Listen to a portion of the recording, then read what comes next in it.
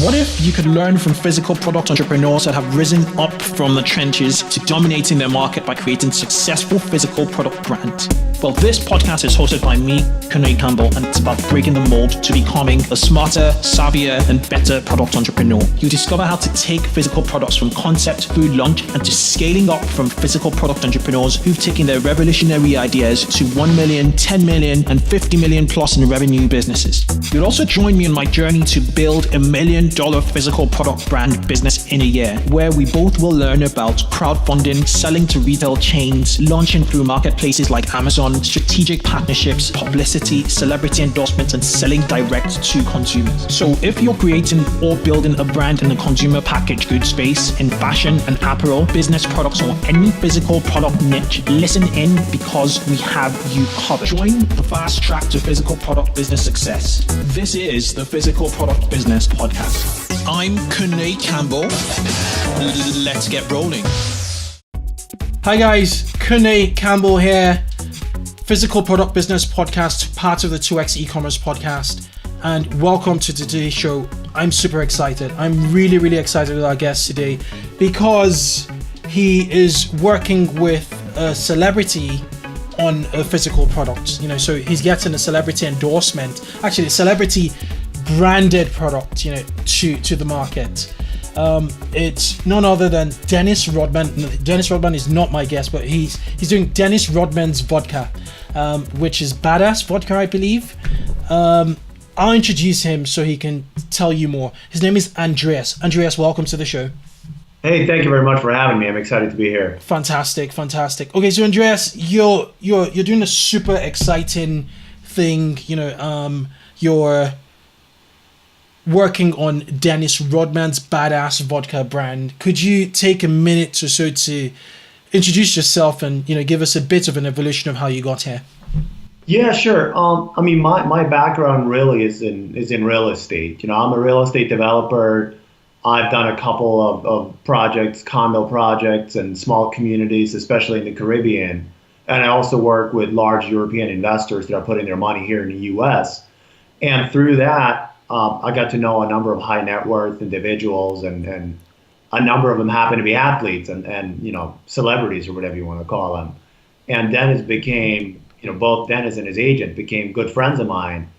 And one day we were just talking, we were in Vegas at some event, and I was talking about Dennis's alcohol rights, was anybody doing anything? And I figured it was an opening. It was halfway, as a joke and halfway serious, and we ended up talking through the night, and we came up with this idea to create a vodka brand, and that what it basically came out to be, Rodman's Badass Vodka, and here we are 3 years later. That is interesting. It's just 3 years old. We have a few shared connections on LinkedIn, and they all happen to be in real estate, because one of my first jobs was in international property. I don't know whether you know anybody by the name of Ray Withers. Yeah, I've heard the name. I think I've even met him. Property Frontiers. That's it. Yeah. I worked in this company for a bit, so yeah. So they did a few things in the Caribbean, in Grenada, to be precise. I remember. Yeah, they had a project there. Him and his partner Damien, something, right? David, right? David. Yeah. Interesting. Small world. Small world. Very. I remember meeting those guys. It's probably 7-8 years ago now. 7 years ago, about 2008. I remember those guys. Yeah. Okay, fantastic. So you're giving us the evolution of your business background. You're a real estate guy, high net worth connections. You met Dennis Rodman. How did you come up with the ideas? Where did you get the idea? Why vodka? Why drinks? Well, I think we'll probably go deeper into this later, but I think with any celebrity branded product, you got to have the right fit, right? And I knew Rodman, even though he's been out of the league for 15 years by now, he's still very relevant. The news loves him, TMZ loves him, Twitter, Facebook loves him. So I figured if I could find a good product that fit with Dennis, we could really do something out of all this notoriety and press that he was still getting.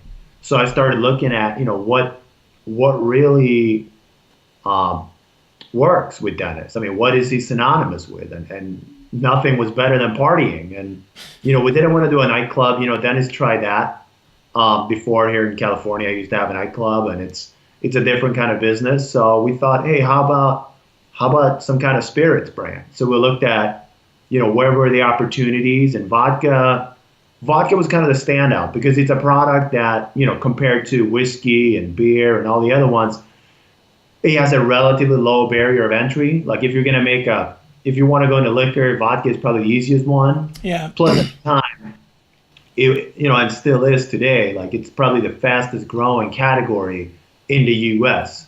So that's why we said, okay, let's do a vodka and let's make it all about Dennis. Let's take the logo, a tattoo that's on Dennis's chest. Let's make that the logo.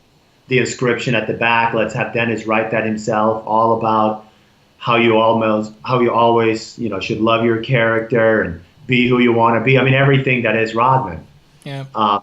And then we put a lot of work into the product because we figured we got to make the product great. You can't just slap somebody's name on a bottle, and if the product's no good, you're still not going to take off. Yeah. I'm just on the website now, and it feels so Dennis. It feels so Dennis Rodman. Like the look, the feel, and the statements you make. There's one thing everybody should understand. I like my character. There's another one on here, which there's another quote on here. Dennis Rodman, the original badass premium vodka. It comes across as very authentic, and it aligns very much with his character. But where did you kind of like drill down to? What are your other options before you decided to settle on spirits and vodka? Did you have any other, kind of like products in mind before finally settling down to this product? Yeah, I mean, we looked at a number of other spirits, first of all. I mean, we looked at tequila, which we can do, but it's a little bit of a different process of creating that product, so we didn't do that. We looked at cigars, which is something that we're likely to come out with in the future, because Dennis is a big cigar smoker, and now that things have just changed here in the U.S. and we can trade with Cuba freely, that's where you get the best cigars. We looked at that. And I mean, Dennis has had a number of different products in the market in the past. It's just we wanted to do something that really was Dennis Rodman. And Dennis's drink is cranberry juice and vodka. That's what he used to drink, or vodka soda, whatever. So we figured why make it more difficult? Because it's exactly what you said. Pretty much sums it up. It's got to be authentic, because otherwise people aren't gonna. I mean, if we were making like a chocolate milk or something, people probably wouldn't buy it because there is no authenticity there, right? Okay. But with the vodka, people could see, I can understand why Dennis is behind this, and then that's why it became such a success. Okay, so how quick was the turnaround when you sort of arrived at vodka? You said, okay, vodka it is, let's do this. What did you start to put together? What red tapes did you have to cross? Yeah, I mean the red tape's quite significant for any alcohol here in the U.S. Mm-hmm.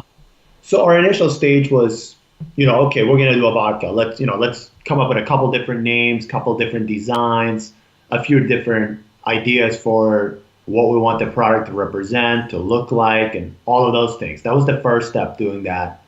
And we hired a couple guys, to help us with the designs and a few different concepts. And once we decided on the name and the logo and the label, then it was time to file the paperwork, which is the red tape, which, that takes a few months because you got to file exactly what kind of product you're going to be making, where is it going to be made. So we had to find the distiller. That was part of the process. So we settled for one down in Florida in the end. And then once you start that paperwork process, it takes a few months, and then you have the right to finally make the product. And after that is when you can really start going out selling it. Obviously you can start meeting some distributors and kind of planting some seeds, but you don't actually have a final product to sell until you've gone through that process. Okay. And how long did it take? Was it like a year, 12 months or less? No, it was a little faster. I would say it was probably about 6 months from. 6 months, not bad. No, it was a pretty quick process, because we kind of knew already what Dennis represented. Like we'd known each other for a while before that. Yeah. So I kind of knew what he would like and what he wouldn't like. And Dennis is a pretty, he's a guy that decides pretty fast whether he likes something or not. He's pretty outspoken. So once we kind of got through a couple different alternatives, it became pretty clear, what we were going to do. Okay. Let's look at the deal structure. What is it? Is it 50-50? What does it work? No, it's not a 50-50 deal, but there is an equity component for Dennis, together with a royalty payment, plus payment for certain other things. I mean, if he makes a certain amount of appearances to nightclubs or bars or liquor stores, that triggers a payment, which usually doesn't come from us. It usually comes from the venue. Okay. But yeah, there's equity there. It's not the Ciroc type deal, where it's a 50-50. There's a little bit less than that. We'll talk about the Ciroc deal because it was one of the things we discussed prior to this, and then so this is pretty much your gig 100%, and then Dennis has some equity and he has royalties off the back of it. Is that what it looks like? Correct. Yeah, okay. Exactly. All right, cool.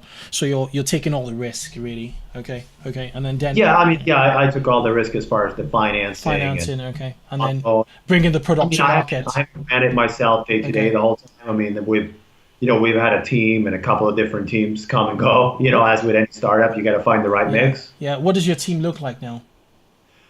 We got a couple of sales guys here in California. We got a couple of guys nationwide, and we have a few people actually internationally where, Dennis's fame in Asia is probably bigger than it is in the U.S., believe it or not. In North Korea? We can't really sell there. And if we did, somebody probably come through the doors behind me if I said yes. So no, we can't sell to Kim Jong and his guys. But, the Chinese love Dennis. The Japanese love him. Absolutely. He got massive press off the back of his visits up to North Korea 2 years ago, I think. It was 2 years. Yeah, it was about 2. It's actually 3 years ago now. 3 years ago, okay. All right, cool. Yeah, one thing I wanted to say about Dennis was his relevancy, how he's managed to keep, just alluding to what you said earlier, how he's managed to make himself relevant, how colorful a character he was when he was in the NBA and how he's maintained it. He's made the right moves to still be relevant because many people, have just been lost down the sideways really, and especially from the NBA. After the career. Oh, absolutely. Because he's a 90s guy, isn't he? He's exactly. A 90s basketballer, and he's come 2017 is still, what he is, which is interesting. Okay, let's talk about your first 1,000 bottles. Your first, few sales. How did you make your first 1,000 bottle sales? Your first sale. What did it look like? I mean, we were fortunate in the way that.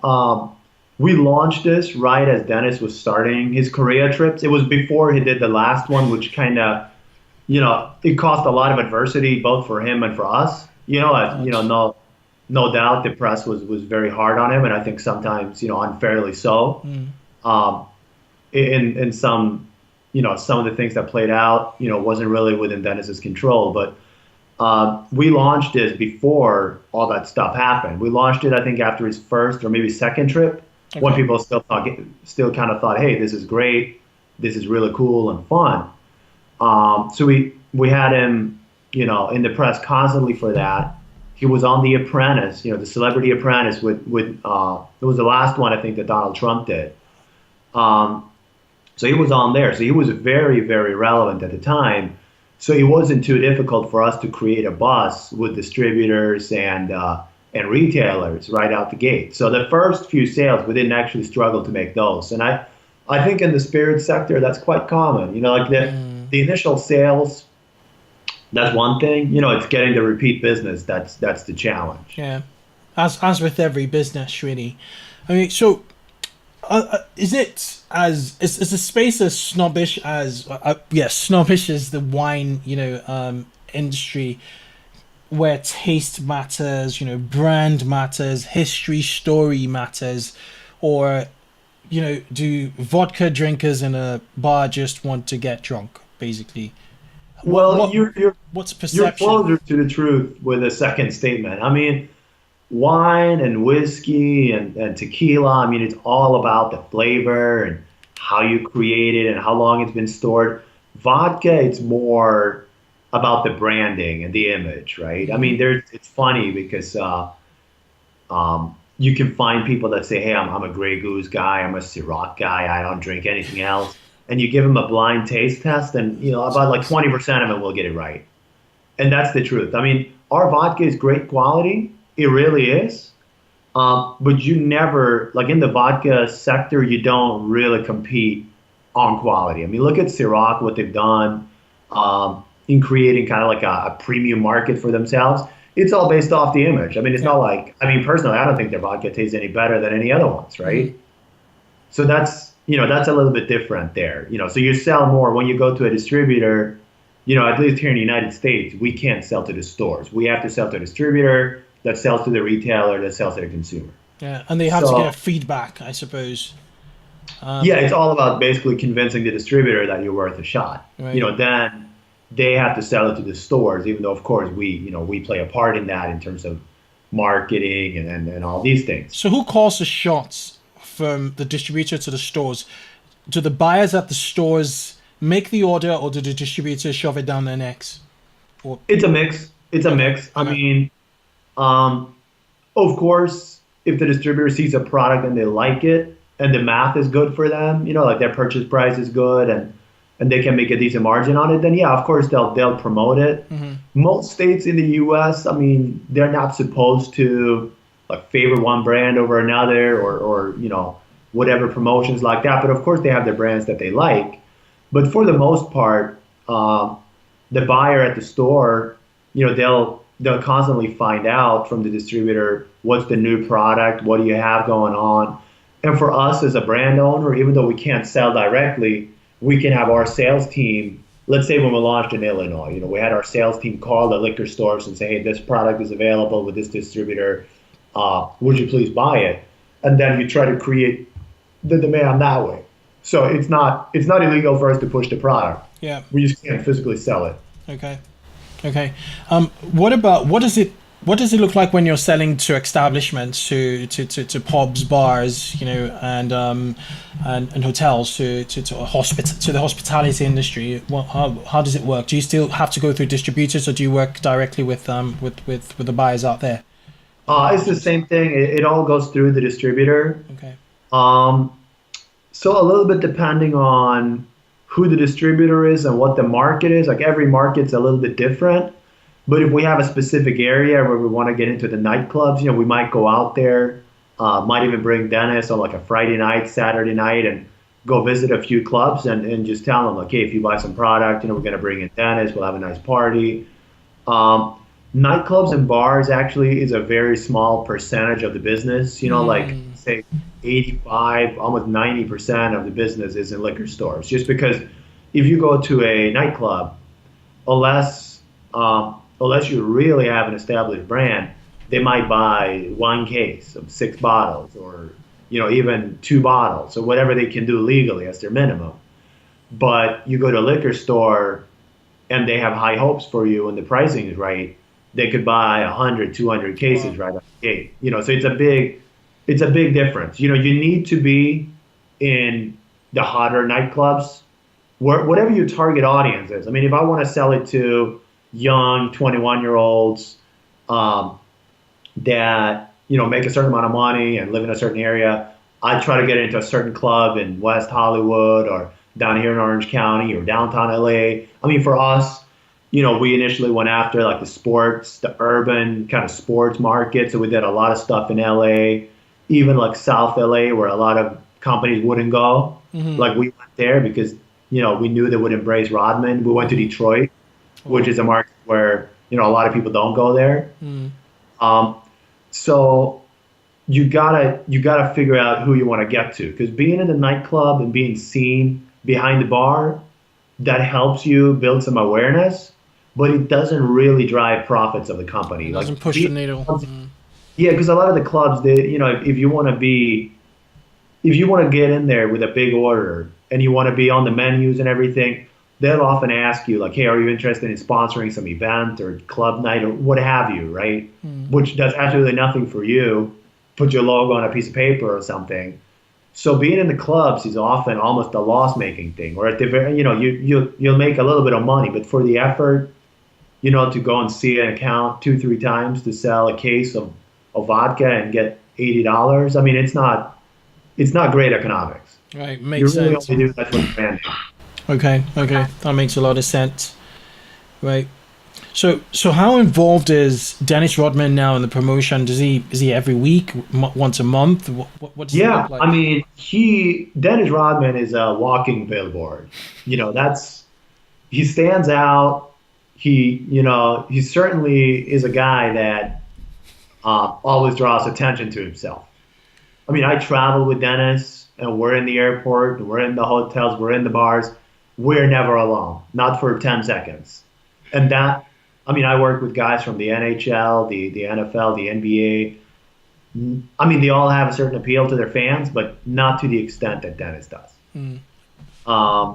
So just by having him there, wearing some apparel with a company logo on, him going to bars and clubs, either drinking the product or bringing the product in, signing bottles, using his social media, all of those things. It's a constant thing that he's doing. And he's a fantastic guy to work with in that way, just because, and that's partially too because the product is such a good fit that he lives and breathes the product. Yeah.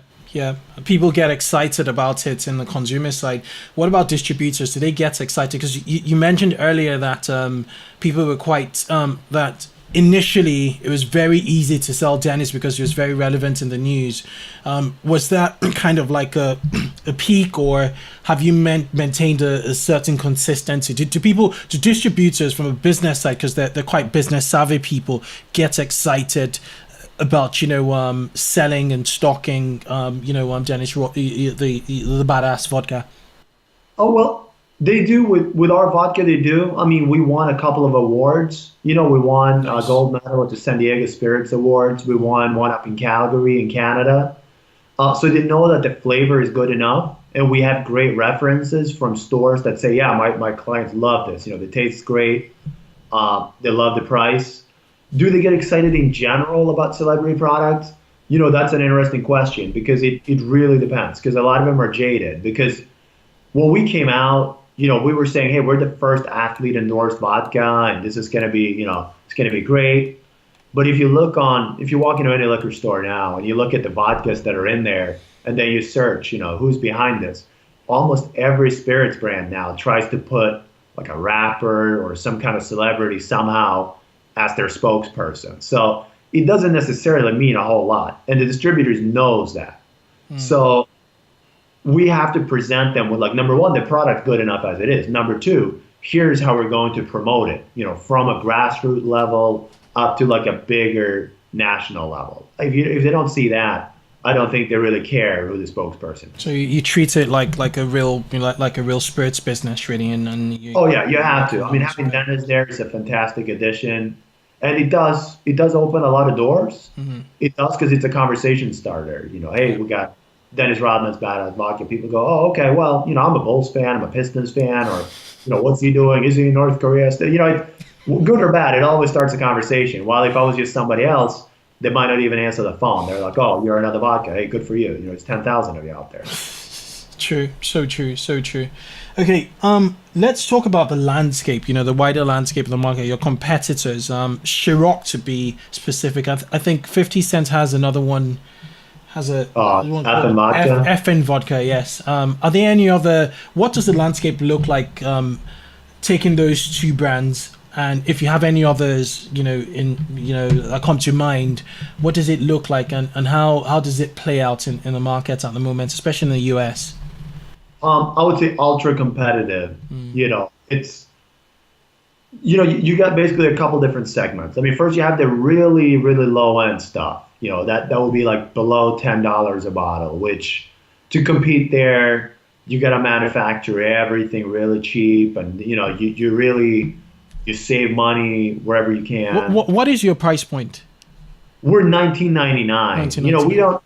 We don't really control that. I mean, that's up to the stores, but we want to be below $20. So we're anywhere from, I think the cheapest would be like a $16.99 price point up to, you go in West Hollywood. I think we're $26.99. Canada, we're close to $40 because of the taxes. Okay. Yeah, it basically doubles the price.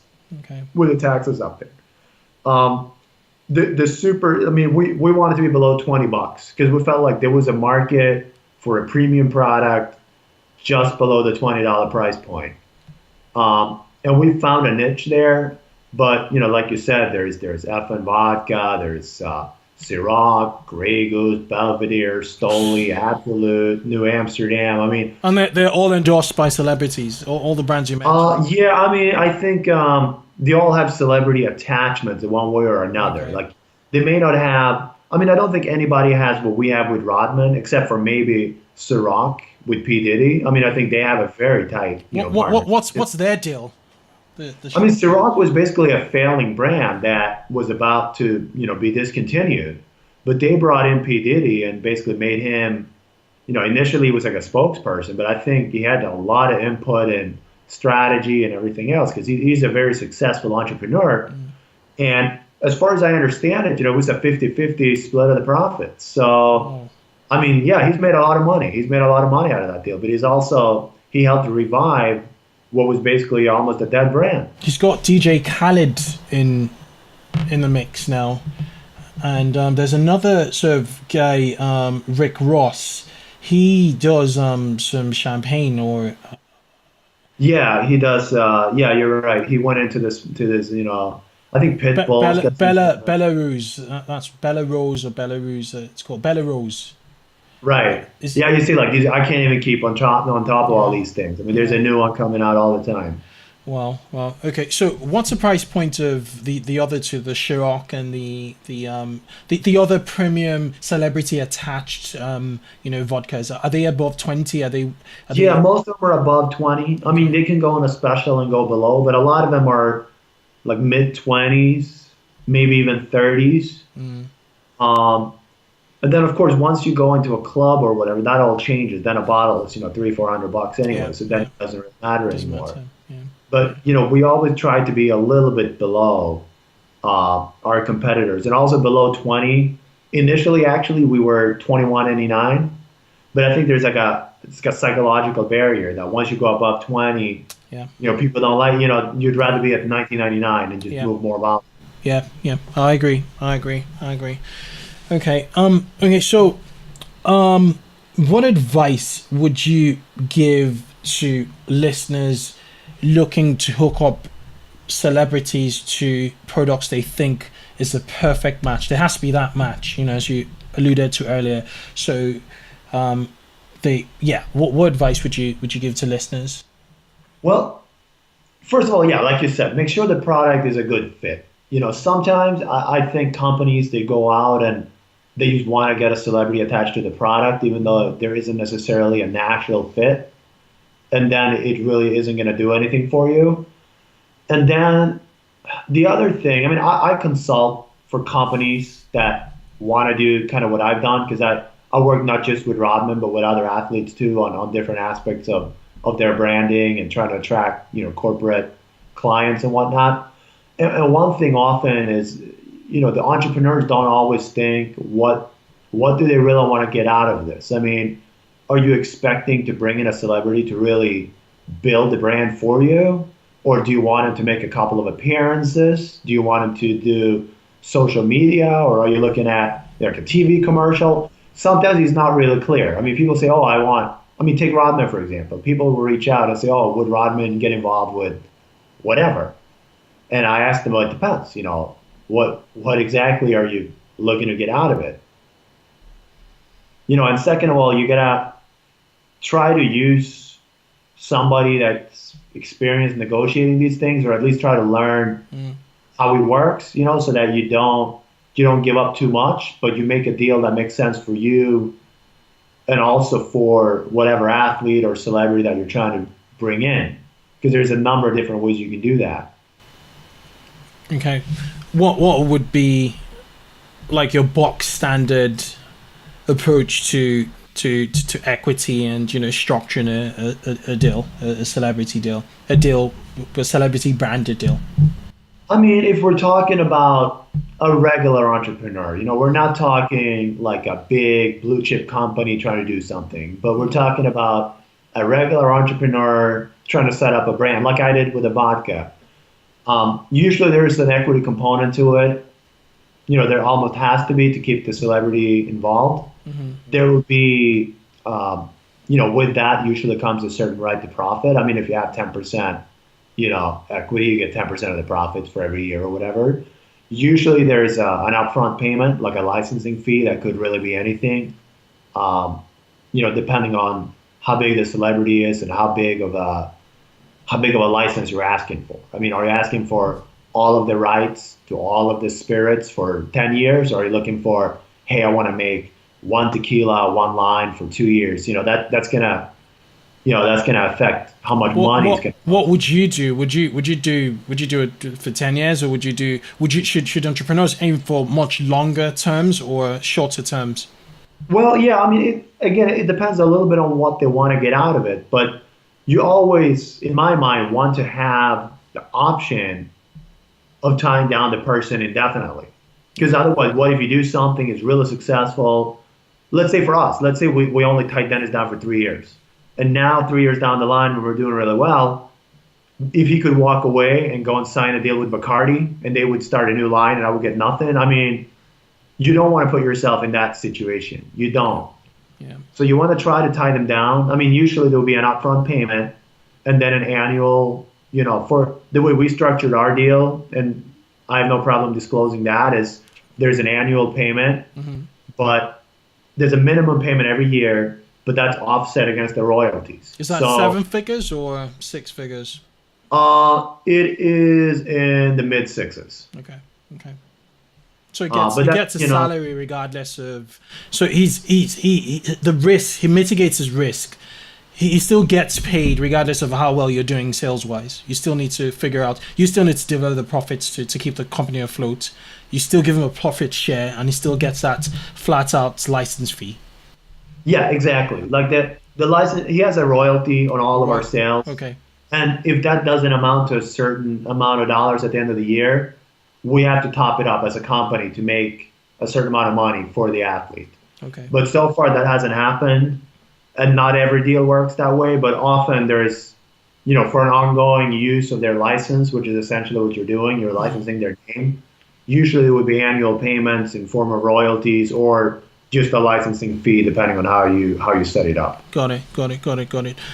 What do you think is the long game? Because I always like to, I like to look 5, 6, 7 steps ahead. So if one is to go into this, into getting, celebrities to endorse products or, to be the face of a product, what is the long game? Besides making profits every other year, or getting a license for 10 years or have you, well, what is the long game? Well, one thing I could say that I've seen both of myself when I started out way back dealing with athletes and what I see in new entrepreneurs now that I help put together deals for, it will increase your profile a little bit as a businessman. I mean, if you work with an A-lister, like a household name, you immediately get that little bit more credibility. And you'll be able to maybe get invited or be able to take part in things that maybe normally you wouldn't be. And that will open doors to anything from, new business opportunities to funding contacts to, anything you want. Interesting. There's an element of that to the celebrity game that, like me personally, I'm not attracted by it, but I know some guys that partially are in the game just so they can, go to certain nightclubs and get in and, get, certain treatment like that. For me, that's not an appeal. And we've been fortunate enough to have had these kind of people in our lives since I started out. So it's not something that attracts me anymore. But it will open a lot more doors and you'll get a lot more opportunities and connections than you probably can do if you go it on your own. That makes a lot of sense, like massive sense. That social capital. For you and I right now, right? Yeah. I mean, you probably wouldn't have wanted to do this interview if I didn't have something, right? I mean, you probably saw Rod, and I've done NBC, ABC, Fox. I mean, we've done all the major U.S. media, and they weren't there for me, I mean, after a while, you build your own profile when they can see that you have success. And, we have a very successful real estate business that has got some media on its own. Yeah. But anything like that, media and PR and stuff, it just helps to have a celebrity attached to what you're doing. You become associated with success, Exactly. which is important. Yeah. It makes a lot of sense. It's a fantastic conversation we've had so far. Okay, so we need to wrap up. It's been great, as I said, and we're going to get into the 5-question lightning round, where I ask you a question and you answer with a single sentence, if possible. Ready when you are. Let's go. Let's do Okay. it. What are your future plans? We got a great clothing brand coming out with some of the top names that are out there right now. I'm going to be on the lookout. Yeah, I'll let you know. Fantastic. Okay. How do you hire people?